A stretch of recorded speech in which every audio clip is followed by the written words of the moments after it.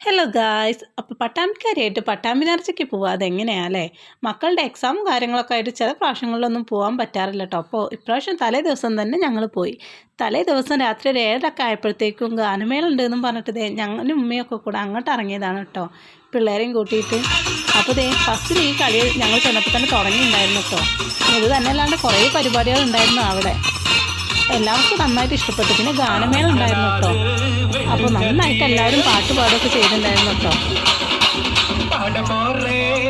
പിന്നെ ഈ ഒരു കളി എനിക്ക് നന്നായിട്ട് ഇഷ്ടപ്പെട്ടു കേട്ടോ. ബിസ്മില്ലാന്ന് തുടങ്ങുന്ന ഈ ഒരു പാട്ട് വെച്ചിട്ടുള്ള കളി അടിപൊളിയായിരുന്നു. അപ്പോൾ അതിന് കുറച്ച് ഞാൻ എടുത്തിട്ട് വീഡിയോയിൽ ഉൾപ്പെടുത്തുന്നുണ്ടേ.